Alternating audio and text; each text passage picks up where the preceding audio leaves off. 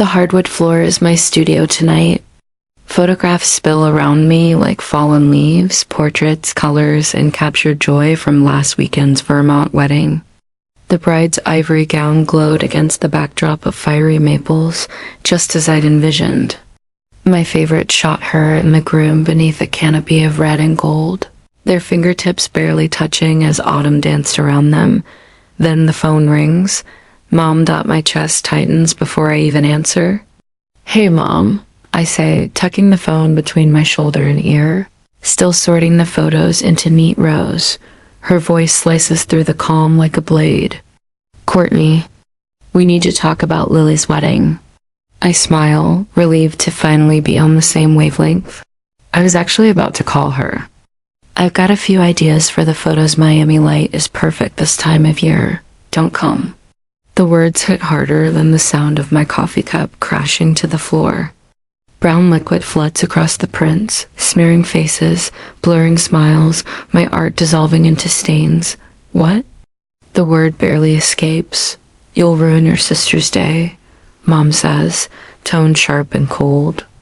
"Lily needs this moment. Your success has a way of taking up space." I press my hand against my desk to steady myself. That doesn't make any sense. I'm her only sister. "There's nothing to understand," she continues, businesslike. "All the invitations have gone out. Everyone's coming except you." For a moment, I can't breathe. It's a familiar ache, the same one I felt watching my paintings pulled off the fridge for Lily's stick figures. Sitting alone at the kids' table while she giggled from Dad's lap. The quiet erasures that shaped my childhood. "Mom," I whisper, "I've shot over 100 weddings. I could help make hers beautiful." Her sigh crackles through the line. "Think of it as your gift to Lily, dear. For once, let her have the spotlight. You've always needed attention." The pity in her voice is worse than anger. My throat burns. "Let me talk to her, please. I don't believe this is her idea." "She agrees completely," Mom replies. "In fact, she's the one who brought it up." Silence. Then the click of disconnection as I end the call. My pulse thrums in my ears. I dial ... He answers on the second ring. "Court, everything okay?" "Dad," Mom said, "I'm not invited to Lily's wedding." "Tell me that's not true." The pause is enough. "It's for the best, sweetheart," he says finally. His tone heavy, resigned, the same tone he used when he told me I couldn't display my photography trophy at 12 because it might make Lily feel small. "You can't mean that. Your absence will make things easier. Be selfless, just this once." The words land like a slap. Selfless, the family code word for silent, for invisible. I look down at the ruined photos, at faces of strangers looking at each other with more love than I've ever seen in my own home. "I'm done begging for a place in my own family," I say, my voice trembling but firm. Mom's voice breaks in suddenly. They're both on speaker. "Don't be so dramatic, Courtney. Try thinking about someone besides yourself for once." A bitter laugh escapes me. "That's all I've ever done. I've shrunk myself my entire life to make you comfortable. All your cousins will be there," Dad adds quietly. "Don't make this harder than it has to be." I exhale slowly. "No, I think it's time I stop making it easy." I hang up. The front door creaks open. Ethan steps in, camera bag slung over his shoulder, freezing at the sight of the mess-shattered ceramic, coffee-soaked photos, me sitting in the wreckage. "Courtney," he says softly, "what happened?" The story spills out in broken pieces, the call, the rejection, the years of being dim to let Lily shine. Ethan kneels beside me, careful of the shards. His eyes burn with quiet fury. "They've been doing this to you forever," he says. "It's not right." He starts picking up the photos one by one, saving what he can dot, and as I watch him, something shifts. The ache in my chest hardens into resolve. If they don't want me in their perfect little picture, then I'll frame my own. Asterisk. Ethan's hands move carefully. dabbing at the coffee-soaked prints with a towel. His touch is gentle, as if he were saving memories instead of paper. The room smells like espresso and heartbreak. We work in silence, the only sound the faint rustle of ruined photographs. After a while, he speaks, his voice low but steady.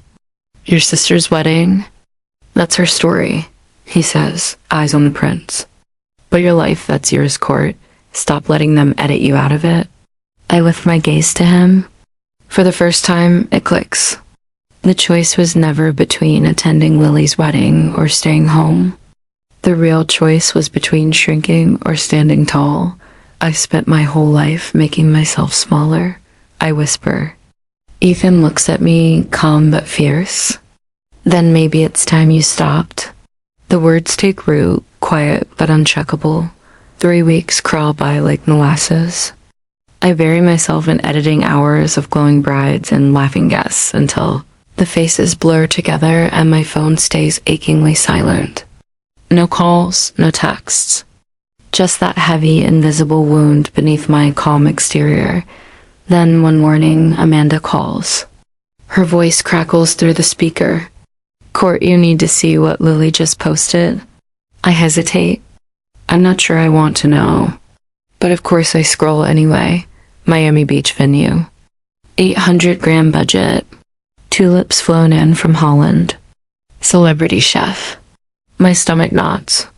800,000? Bradley's parents covered most of it, she says, lowering her voice. But there's more. Jenny, you remember from high school? She's one of the bridesmaids. She overheard Bradley telling Lily he didn't want you there. The words land like ice water down my spine. What? He said you make everything about yourself, and Lily didn't exactly defend you. Amanda hesitates. Apparently, Lily told him you stole the spotlight at her sweet 16. That you ruined her debate win with your scholarship announcement. That's not even true, I say, the disbelief cracking my voice. That night, Mom made us leave my ceremony early so we wouldn't be late for her debate. I didn't even get to celebrate. Court. Amanda says softly, I know. When the call ends, I sit there numb. Then I open Instagram. The latest post from my mother glows at the top of my feed, Lily and Bradley framed in roses. Champagne flutes raised high. The caption reads, "Sometimes the kindest thing is to step back and let others shine." She might as well have tagged me. The rest of the afternoon I spend in the spare room, digging through boxes of family photos. With each image, patterns emerge, patterns that were always there, hiding in plain sight. In every group shot. I'm slightly behind Lily. My grandparents' smiles dim the moment my mother leans in to whisper something. My father's warning echoes in my head. Tone it down, sweetheart. Lily's had a hard week. It wasn't a collection of moments. It was a system. A lifelong choreography designed to keep me small. Ethan finds me sitting cross-legged on the floor, surrounded by proof. Without a word, he sits beside me, holding a sun-bleached beach photo where I'm standing half-hidden behind Lily's shoulder. Here, he says, pulling up his laptop. He opens a folder labeled Courtney, Client Reviews. He reads aloud, voice steady. Courtney didn't just photograph our wedding. She captured the exact moment I fell in love all over again. Every image feels alive. She sees people as they truly are. Our album is a masterpiece of emotion. Dozens of reviews, all saying the same thing. These people see you, Ethan says. Your family can't. I stare at a picture in my hand, 16-year-old me, clutching my first DSLR camera. Smiling small because Lily had just cried over a bad math grade. I thought if I just worked harder, if I just earned it, they'd finally be proud. I whisper. Ethan shakes his head. That was never the deal. The deal was you'd stay small so she could shine. I nod slowly, the truth landing like a stone in my chest. That's their story, he says. Not yours. Sometime after midnight, my phone buzzes on the floor. Lily. I almost let it ring out, but something, maybe curiosity, maybe old habit makes me answer. Hey, she says softly. Her words are slurred, wrapped in the haze of wine. You awake? I am now. I'm at Hannah's bachelorette weekend, she says. Everyone's asleep but me. There's a pause, long and heavy. Then a sigh. I miss you, Court. Her voice wavers, almost tender. And for the first time in weeks, I feel the ache again, the one that never really left. Asterisk, the night is still when Lily's voice returns through the phone. Her words slightly slurred, but clear enough to wound. Then why aren't I invited to your wedding? I ask quietly, a sigh slips through the line. Mom's afraid you'll charm everyone again. You always do. I blink at the ceiling, letting the words sting before they settle. So that's it. You're cutting me out because I exist too loudly. She hesitates. Bradley's parents have a lot of connections. Everything has to look perfect. Right, I murmur bitterly. And I'd ruin the photo by standing in the frame. Her voice softens, trembling. You don't understand what it's like sometimes, Court. It's hard being the favorite.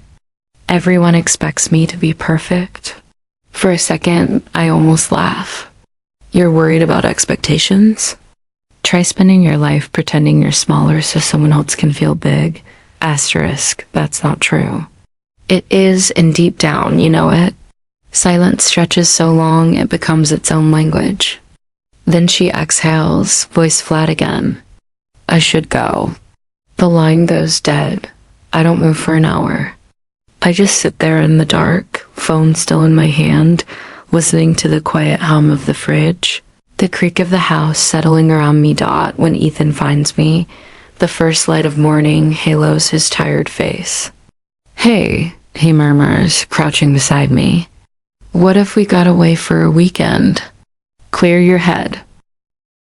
I don't answer right away, but when his arms wrap around me, the tension starts to melt, replaced by something close to relief. The next night, we meet my photographer friends Sophia and Michael for dinner. I don't bring up the wedding, at least not directly, but somehow they already know. Sophia's fork clatters onto her plate. Your family can't see your light because they're the ones dimming it, she says, fire sparking in her voice. Michael leans forward. This isn't about proving them wrong, Court. It's about taking back your own story. I swirl my wine, watching the candlelight flicker through the glass. And how do I do that? By living well, Sophia says simply. By creating something beautiful. Something that's yours. Their words echo in my mind later that night as Ethan and I walk through the cool Seattle air. The city glows under a hazy sky, stars fighting to be seen. They're right, I say finally. If I keep chasing their approval, I'll never stop making myself smaller. Ethan squeezes my hand. Then stop shrinking. I tilt my head back, finding a narrow strip of sky between the buildings, dark, endless, free. Something shifts inside me, subtle but undeniable. Not just anger anymore, resolve. For 27 years, I say quietly, I've played by their rules. Even from miles away, I've waited for permission to shine. I turn to Ethan, my voice steady. I'm done waiting. A week later, we're at a small cabin near Lake Chelan. After that last devastating call, Ethan insisted on a weekend away somewhere with air I could actually breathe. The lake glitters under the early summer sun.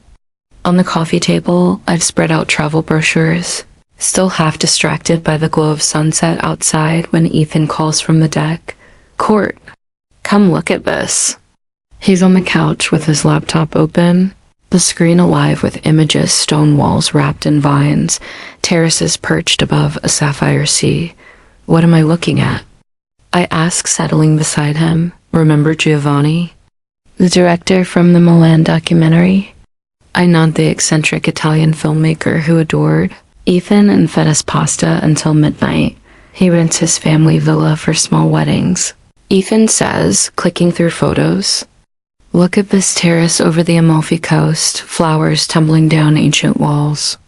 It's like something out of a dream. It's beautiful, I whisper, though my stomach twists. We've been together 4 years and never talked seriously about marriage, not because we didn't want to, but because we've been postponing our happiness, Ethan says softly, reading my thoughts. Trying to make space for people who'll never make space for you. I blink, stunned. What? He turns the laptop toward me. How many times have we talked about getting married someday? And every time there's a reason to wait. Work, family, timing. But the truth is, we've been waiting for their approval. The words hit like a sudden gust of wind, disorienting but clarifying. For years, I've built my life around the hope that one day my parents might see me. That if I achieved enough, they'd finally love me without comparison, but they never will. Ethan reaches for my hand. Look, September 15th. It's open. My photographer's brain instantly calculates the light-soft, golden, perfect. That's right before Lily's wedding, I say. He holds my gaze. I think we should get married when and where we want to. No apologies. No permission. I stare at the screen, those cliffs, that light, and feel something stir deep inside me. He's right. Even across the country, I've been living under their rules, measuring every joy against their silence. Not anymore. Asterisk. September 15th, I murmur, letting the date roll across my tongue like a secret. My mind already frames the scene, amber light spilling over ancient stone. The sea sighing against the cliffs, jasmine threading through the breeze. Ethan stands there in my imagination, framed by the endless blue. So, is that a yes? His voice carries that hopeful hesitation, as if afraid the moment might shatter. I laugh, honest, sudden, unguarded. Yes, let's do it. For the first time since that brutal phone call weeks ago, the ache inside me loosens. What replaces it feels dangerous, a live dash power dot the next morning. Sunlight filters through the curtains, slicing the room into gold and shadow. Ethan sleeps beside me, peaceful, unaware that something in me has shifted. I slip onto the deck with my phone, the boards cool beneath my bare feet. Mom answers on the third ring. Courtney? Honey, is everything okay? Her worried tone nearly makes me smile. I wonder if she even realizes she only expects bad news from me. Everything's fine, I say evenly. Actually better than fine. Ethan and we're getting married. Silence. Then sharp and incredulous.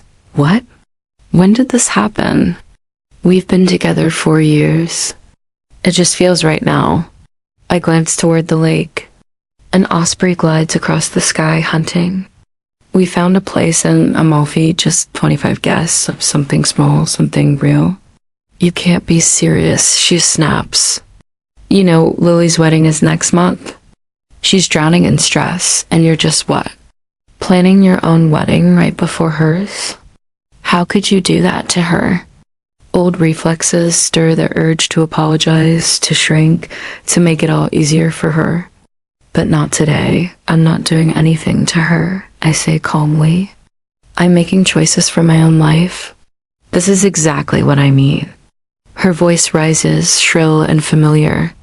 You always need to make everything about you. First you throw a tantrum about not being invited to Lily's wedding, and now this. I breathe in deeply, feeling the steady rhythm of the sea in my chest.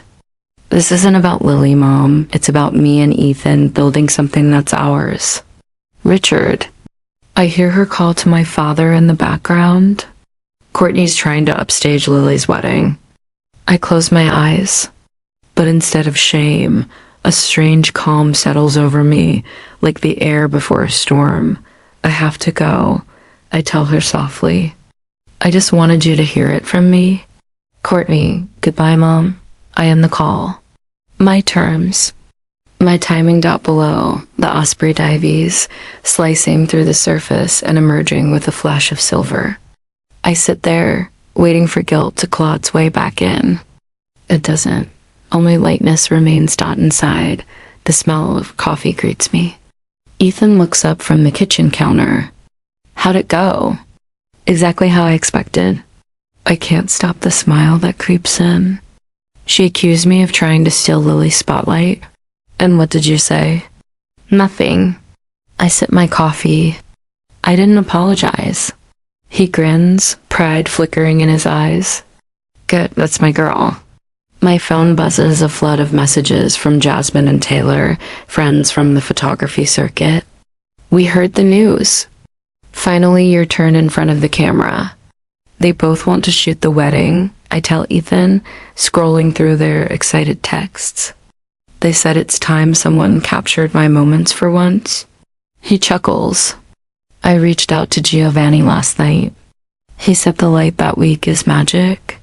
Throughout the day, my inbox fills old clients offering vendor contacts, Italian musicians, floral designers, connections I never expected. The avalanche of warmth stuns me. By evening, an email from Giovanni arrives. My villa has seen many weddings, but rarely one between two artists who understand how to see beauty. The house awaits your vision. Attached are photos of sunlit terraces, stone steps washed in gold. I can already imagine the frame, how the light will strike the veil, how the sea will whisper in the background. For the first time, I understand what my clients feel when they see their photos, the thrill of being truly seen. Do we invite them? I ask that night as stars prick the sky above the lake. My family? Do we give them the chance to ruin it? Or do we keep this ours? Ethan's arm wraps around me. That's your call. But tell me, what do you always say matters most in a photo? Authenticity, I whisper. He presses a kiss to my hair. Then that's your answer. I lean against him, eyes tracing constellations reflected in the dark water. For once, every choice feels mine, untouched by their approval, free of their judgment. And as the night deepens, I realize this isn't just about a wedding. It's about taking back my story frame by frame. Asterisk, if this small act of defiance feels this liberating, what would complete freedom from their judgment feel like? I kneel on the living room floor, spreading my portfolio in a wide arc wedding albums, forming a shimmering mosaic of other people's joy. Sunlight filters through the blinds, painting stripes of gold across the covers. It's been a week since we booked Giovanni's villa on the Amalfi Coast. The rush of victory has settled into something steadier. Purpose. Ethan steps carefully between the albums. What's all this? Research, I say, tapping the cover of a winter wedding I shot in Vermont. I photographed 180 weddings, but I've never stopped to study what actually makes them matter. Our apartment has transformed into a command center. The dining tables buried under timelines and guest lists. The walls bloom with color-coded boards and pinned photos. Messages from florists, officiants, caterers. Everyone wants to be part of it. But every offer runs through the same filter. Does this feel like us? Ethan sits cross-legged beside me, flipping through an album. You know, he says thoughtfully, this doesn't feel like you're planning revenge anymore. I pause over a photo of an elderly grandmother twirling with a flower girl, both laughing. It's not revenge, I say softly. It's creation. For once, it's about our story, not a reaction to theirs. The spark I felt when I told my mother the news is long gone. That small victory was fleeting. What's taking root now is something stronger. Self-definition. I pull out my notebook, pages thick with notes and sketches. If we're both behind cameras professionally, we can't just wing our wedding photos. I need to plan this like my most important assignment. Ethan's lips twitch. You mean like you're your own client? Exactly. I flip through my notes. Every great photo captures the truth in the cracks, the father's tears, Hands intertwining, laughter that sneaks into vows. Those unscripted moments say everything. He leans forward, eyes bright. Then let's film it like that. No staging, no filters, just a documentary of us. I smile. Not their story hours. We spread out photos side by side, analyzing, dissecting what makes them real. It isn't the gowns, or the chandeliers, or the flower walls. It's the quiet moments no one notices. We need Maria and Alex, I say suddenly. They see through the noise. They'll know how to capture what matters. Ethan jots their names down. Giovanni emailed this morning, says we need to file the paperwork 6 weeks ahead. He's already lined up local vendors if we need them. By afternoon, we're knee-deep in logistics, cross-checking Italian requirements, finalizing travel arrangements, choosing guests who've earned their place in our lives. Each decision feels like another stone laid in a foundation built from clarity.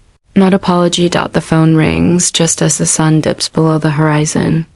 My cousin Amanda's name flashes on the screen. Courtney, she says, skipping any greeting. Her voice trembles with urgency. Lily just called me in tears. She found out about your Amalfi wedding from Bradley's cousin, apparently. Someone saw Maria's post on Instagram.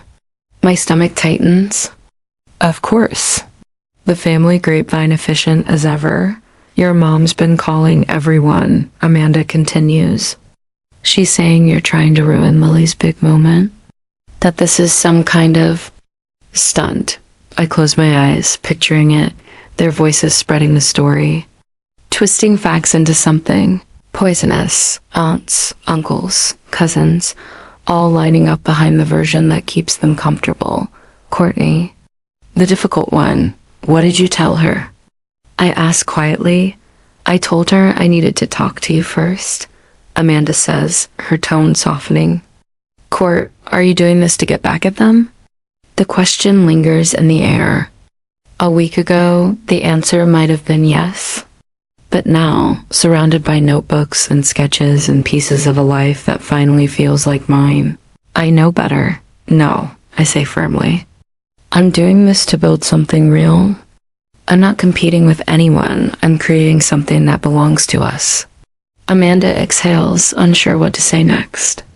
Okay, I just didn't want to see you get hurt again. I won't, I promise, and hang up gently. Ethan stands in the doorway, watching me. Concern flickers in his eyes. They're mobilizing, I tell him. Rallying the family. He nods slowly. Then let them. We'll be too busy living our truth to notice. I glance around the room, our plans spread across every surface. The quiet hum of independence filling the air, and realize he's right. For once, I'm not part of their narrative. I'm writing my own. Asterisk, he steps closer, his hands resting gently on my shoulders. Does any of this change us? I glance around at the room we've built our fortress of creation. Every wall covered in fabric swatches, sketches, color palettes, and travel maps. Every piece chosen for us, not as a reaction to them. No, I say, steady and sure. We keep building. 3 days later, sunlight pours through the window, scattering across my open laptop. Giovanni's latest email glows on the screen, each attached image a promise of something beautiful. The villa looks even more breathtaking in the new photos, weathered stone walls, blanketed in vines, a terrace spilling into the horizon, and ancient olive trees that will shade the vows we write ourselves. Ethan. I call toward the living room. You have to see this. Giovanni found a local florist who does jasmine garlands. Imagine the scent during sunset.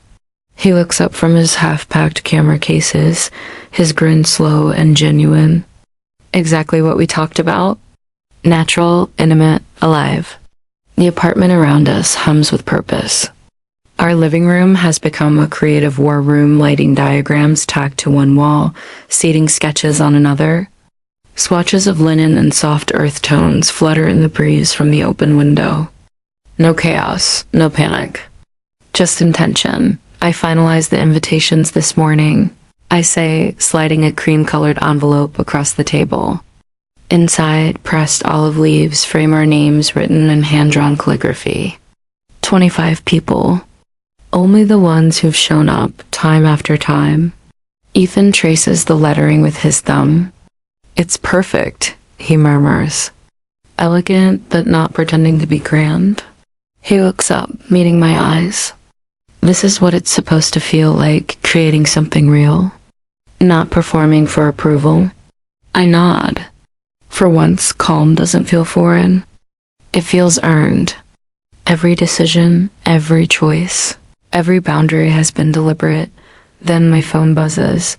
Lily. The message flashes across the screen. The Italian consulate said you filed for a marriage license. Why are you trying to steal my spotlight? My hands tremble slightly as I set the phone down. She knows, I whisper. Ethan straightens, his expression sharpening. How could she possibly know that? My mother, I say quietly. She must have called someone, dug through the paperwork. Or maybe... I hesitate. Maybe they've been watching all along. The thought chills me. For a moment, the air itself feels tighter, thinner. What if they interfere? The words escape before I can stop them. What if they contact Giovanni or spread rumors to our guests? Ethan steps forward, closing the distance between us. His voice is low, calm, unflinching. Then we adapt. We've already chosen our people, the ones who love us. Not the version your family needs you to be. I breathe in slowly, grounding myself in his steadiness. Then my phone buzzes again. This time, it's my cousin Jenna. Aunt Margaret called asking about your Italian wedding. She sounded furious. What's happening? Another buzz. My college roommate, Claire. Your dad just reached out about a wedding in Italy. Are you okay? The messages pile up like a slow-moving storm, each one tightening the air around me. I close my eyes, the old suffocating pressure pressing in. Guilt, doubt, the familiar narrative trying to drag me back under. They're doing it again, I whisper. Calling everyone, twisting the story, turning me into the selfish one. Ethan's jaw tightens, but his eyes stay soft. That was always their plan, he says quietly. If they can't control you, they'll try to control the story about you. The words hit like lightning because this time I realize they can't rewrite my version. Not anymore. Asterisk. The question is, do we respond to their accusations or stay focused on our own plans? I glance around at everything we've built, the product of weeks of careful thought. I don't want to get dragged into their drama. This isn't about them. That evening, after tightening our venue's privacy settings and warning our small guest list that my family might reach out, I step onto the balcony. The Seattle skyline glows below, and the cool night air steadies me despite the chaos ahead. My phone rings, Giovanni's name flashes on the screen. Courtney, I received a strange call today, he says, his Italian accent sharper than usual. A woman claiming to be your mother asked many questions about the ceremony. My heart sinks. I'm so sorry, Giovanni. My family situation is complicated. Do not worry, he assures me. I told her nothing. Your day will be perfect. Italian privacy laws protect you, and my staff is informed. No uninvited guests will disturb your celebration. Relief floods through me. Thank you, I say softly after hanging up. Ethan joins me on the balcony, wrapping his arms around my waist. Everything okay? Giovanni got a call from my mother, but he handled it perfectly, I say, leaning against him. He's even adding extra security measures just in case. Let's just focus on us, Ethan murmurs in my ear. Whatever happened in Miami doesn't matter now. Standing there in the fading light, I realize how much I've changed. 6 months ago, a call from my mother would have sent me spiraling into guilt and doubt. Now, I feel grounded, focused on creating something beautiful. not reacting to their chaos. The planning stage is almost over. Next week, we'll be on a plane to Italy, and everything we've envisioned will finally come to life. I can already smell the jasmine, feel the Mediterranean breeze, see the olive trees swaying as we exchange vows. Whatever storm my family is stirring up, we're ready. A week later, my phone buzzes at dawn. I've been awake for hours, finalizing the photography schedule for the ceremony. Ethan sleeps peacefully beside me. The screen flashes, "Mom." My stomach tightens. I take my coffee onto the balcony before answering, "Hello. You need to cancel Italy?" My mother's voice sounds off, less controlled. "We're threatening. That's not happening," I reply. Watching a seagull land on the railing. "Listen carefully, Courtney. If you go through with this, you'll never be welcome in this family again." The seagull takes flight, a car horn echoing below. My grip tightens on my mug. "I don't understand why my wedding threatens you so much." "Don't twist this," she snaps. "You know exactly what you're doing." Her voice trembles with rage. 1 month before Lily's wedding, after everything we've done for you, a man's voice cuts in. "Dad, they've put me on speaker. You've always been selfish," Richard says coldly. "This proves it." I move back inside, not wanting the neighbors to hear. I'm marrying the person I love in a place that means something to us. How is that selfish? "Lily's been hospitalized with anxiety attacks because of you," Margaret says. My heart stutters. "What? Is she okay?" "As if you care," she spits. "Her doctor says the stress you've caused could affect her long-term health." Asterisk, the lie lingers in the air, heavy and sour. I've seen Lily's Instagram stories from her bachelorette trip just 3 days ago, sunlight flashing off a yacht.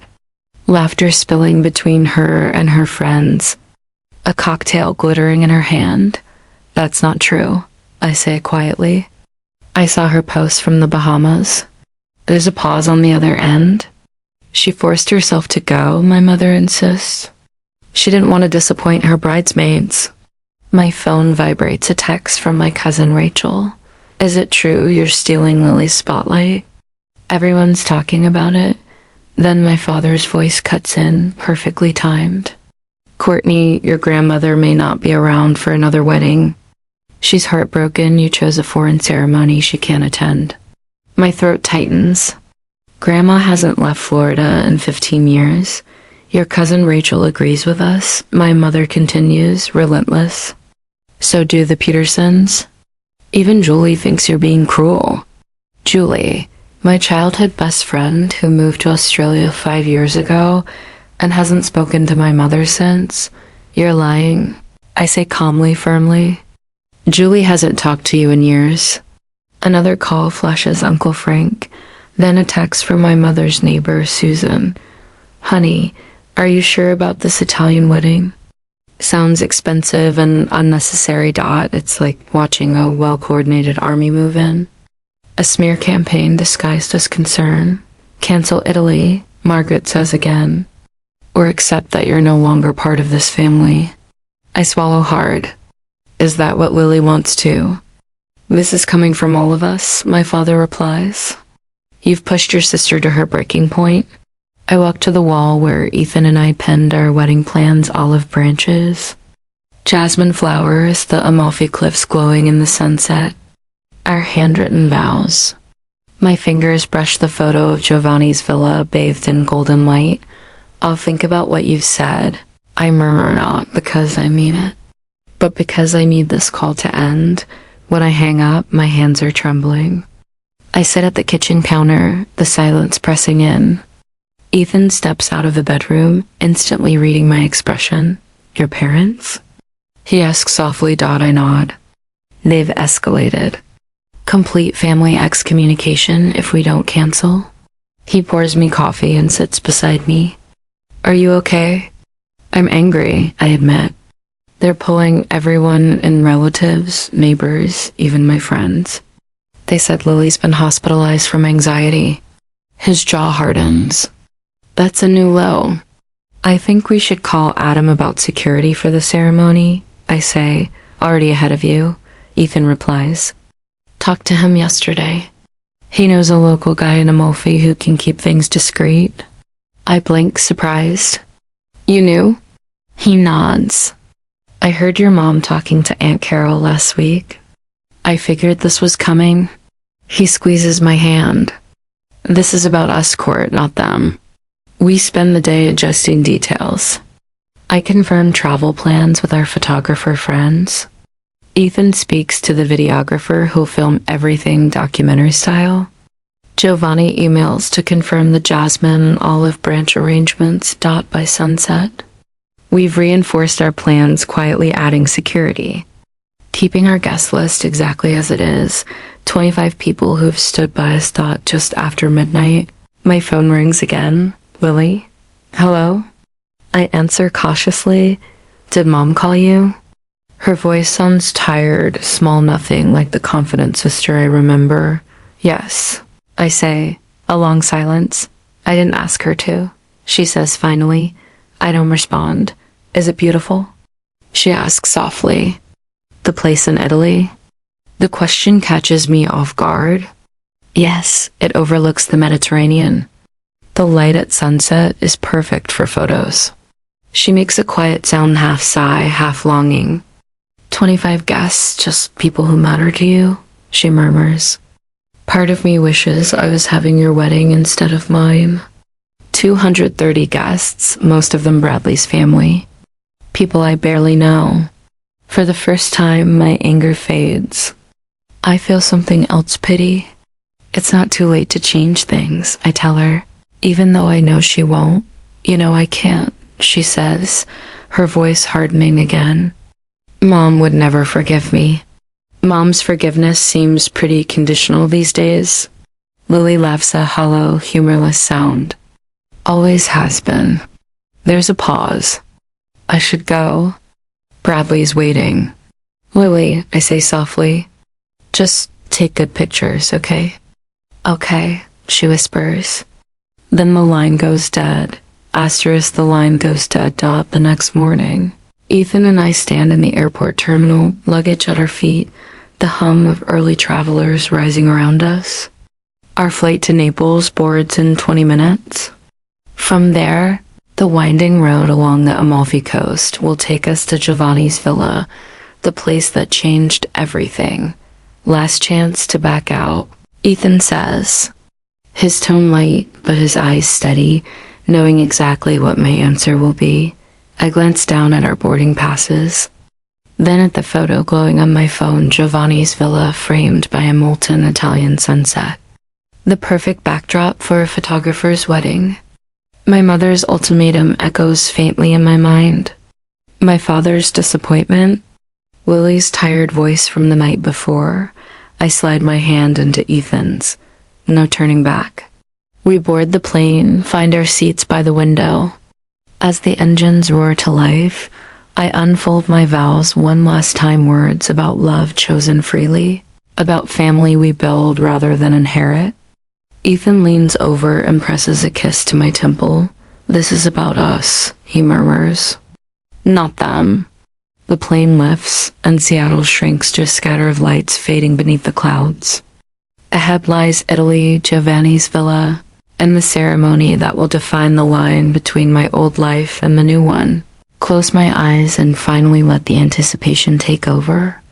In 3 days, I'll stand beneath olive branches and jasmine vines, marrying Ethan and the golden Mediterranean light, surrounded by people who truly see me. No turning back. I whisper again, this time with certainty instead of fear. 3 days later, Amalfi.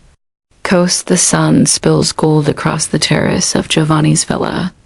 The September air warm and fragrant with jasmine.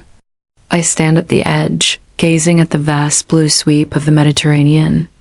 Fishing boats drift lazily toward the harbor, their sails glowing in the light I've spent my career chasing. Is it everything you hoped for? Ethan asks, slipping his arm around my waist. Better, I whisper, my voice caught between awe and disbelief. Behind us, 25 guests gather on the stone patio, friends, colleagues, and clients who became family. The white wooden chairs face an arbor woven with olive branches and jasmine vines. Every detail feels alive with intention. Giovanni approaches, his weathered face creased with delight. "The light is perfetto today," he says, gesturing toward the horizon. "In 40 years filming here, I have never seen it more beautiful." He squeezes my hand warmly. "Your photographers are setting up now. They say the conditions are perfect." I nod, emotion catching in my throat. After years of capturing other people's weddings, today I finally get to live inside one my own. James and Vanessa, my longtime collaborators, move gracefully across the terrace, adjusting lenses and angles. They're not competing, but complementing each other, documenting the same truth from different perspectives. 10 minutes. Marcus calls out, studying his camera rig. He's capturing everything in a documentary style, just as we planned. No posing, no forced perfection. Just truth. I retreat to the villa's master bedroom. My simple silk dress hangs by the window, rippling softly in the sea breeze. It's not the glittering princess gown Louis chose, but it's exactly right, elegant, understated, real. As I slip it on, I think of all the brides I photographed. Their nervous joy, their trembling anticipation, and I finally understand what those moments meant. When I step onto the terrace again, the guests rise. I see faces that have stood by me through every fracture and fallout, people who know the real me. Not the one my family tried to shrink. The guitarist begins to play. Northern Sky by Nick Drake, not a traditional wedding march, but our song, discovered on a road trip years ago when love still felt fragile and new. I walk toward Ethan alone. No one giving me away, because I belong to myself first. Ethan's eyes meet mine, filled not with polished admiration, but raw wonder, the look of a man who truly sees his partner choosing joy. As the officiant begins to speak, the sun slips toward the horizon, drenching everything in molten gold. The timing is flawless, the golden hour photographers dream about dot, and for the first time, I stop thinking about what I've lost, because everything that matters is standing right here. Dot asterisk light spills across the terrace, wrapping everything in a golden warmth that feels almost unreal, like the world itself is holding its breath. Marriage, the officiant begins, his voice carrying softly over the sound of distant waves, isn't just the joining of two lives, but the creation of a new story, one written together, word by word, day by day. Ethan's voice is calm, sure. "I promise to see you," he says, his eyes fixed on mine, "not just look at you. To celebrate your victories as my own, and to build a home where your light is never dimmed." My hands tremble slightly as I unfold the small paper I've rewritten a dozen times. "I promise to stand tall beside you, to create beauty without apology, to remember that love doesn't need permission to exist." As we exchange rings, the Mediterranean behind us turns to liquid gold. James shifts positions to capture the precise moment sunlight hits the simple bands, while Vanessa crouches low to frame us against the endless coastline. Every movement is deliberate, seamless, two artists translating emotion into light. When the officiant finally says, "I now pronounce you married," the terrace erupts, not in polite applause, but in genuine, unrestrained joy.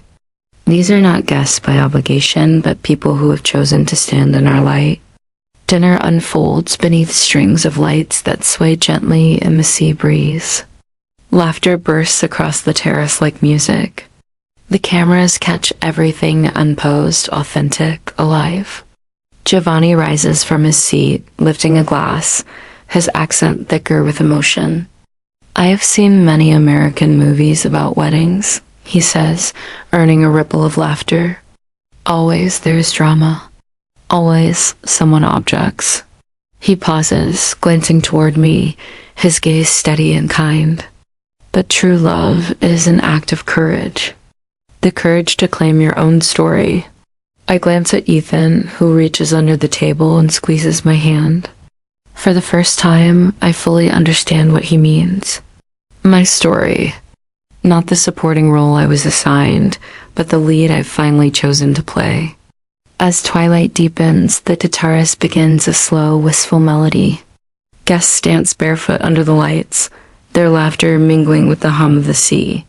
No forced traditions. No hollow performances. No awkward father-daughter dance I never wanted.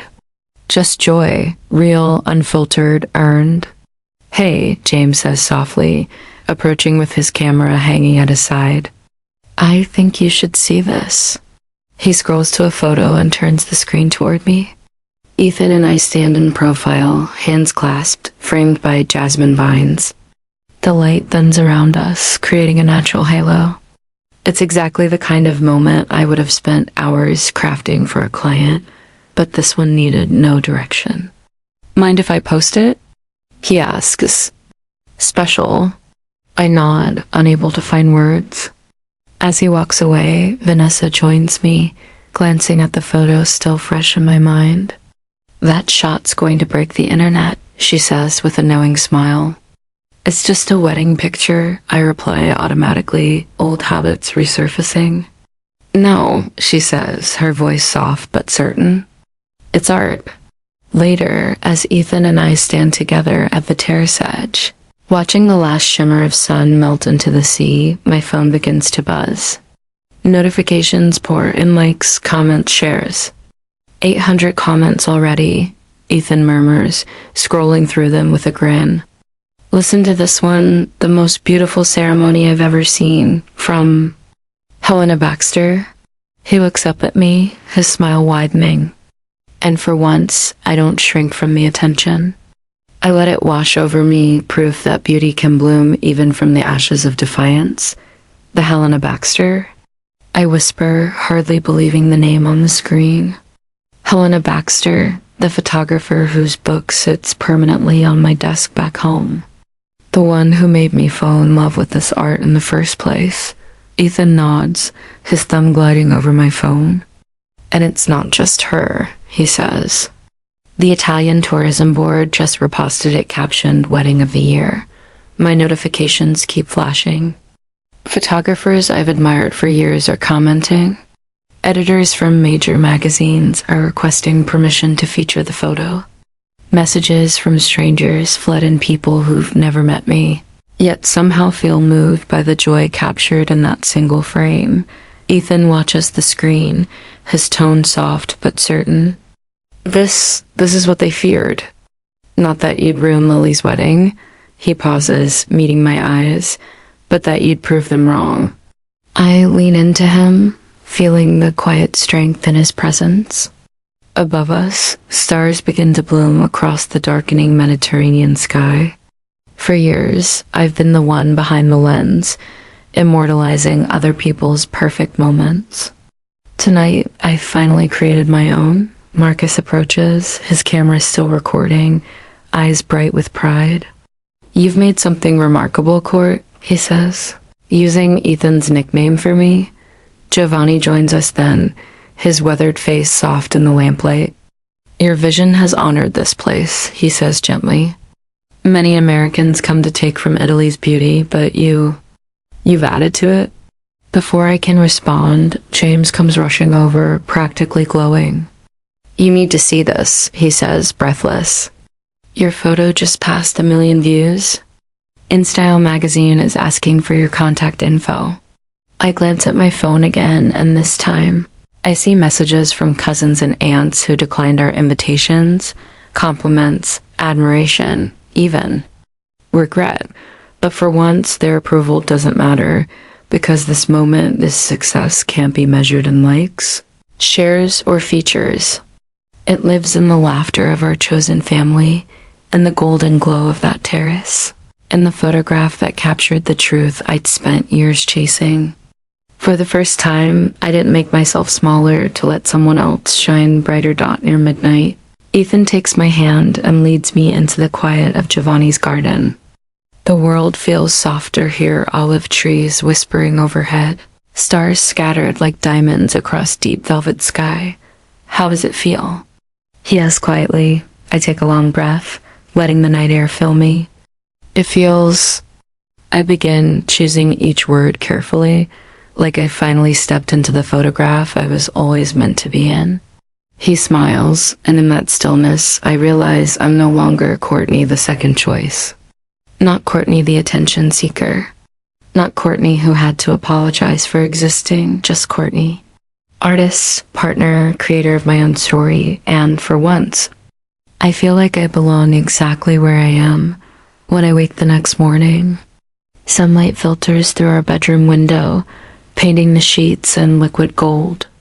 6 months have passed since our Amalfi Coast wedding, and the tightness I once felt at the mention of family is gone, replaced by a quiet peace. My phone buzzes again.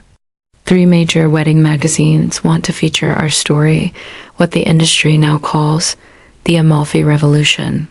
I smile, remembering that perfect sunset, Ethan and I framed by Giovanni's ancient olive trees, our hands entwined as the sea shimmered behind us. The photograph that changed everything wasn't just a picture. It was proof. Proof that I didn't need permission to create beauty, only the courage to claim it. Asterisk still feels unreal. Ethan murmurs, rolling toward me as morning light spills across our sheets. He laces his fingers through mine, his thumb tracing the gold band on my hand.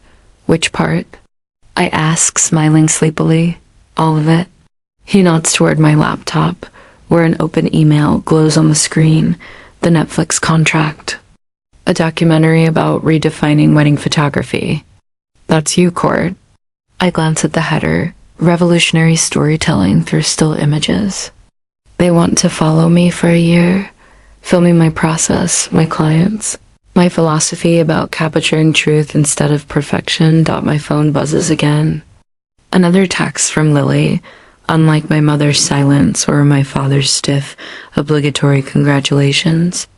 Lily's been reaching out since her Miami wedding. Your ceremony looked more like you than mine looked like me. I stare at her message for a long moment, then set the phone face down. She sent several texts like that, small, clumsy olive branches, tiny acknowledgments of what I've always known. Authenticity outshines approval. Life feels almost weightless now. I sleep without guilt. I work without second guessing. When I edit, I trust my instincts, no inner voice questioning whether my vision is too much. We should call Giovanni, Ethan says, stretching as he gets up. The foundation paperwork should be nearly ready. The Love Without Permission Foundation, our latest project, born from that Amalfi sunset. Giovanni isn't just the man who hosted our wedding anymore. He's our partner, helping us fund young photographers whose voices are dismissed or ignored. I finally have the family I chose, I say quietly, and for the first time, the words feel not like defiance, but peace. That afternoon, I'm in my studio reviewing client portfolios.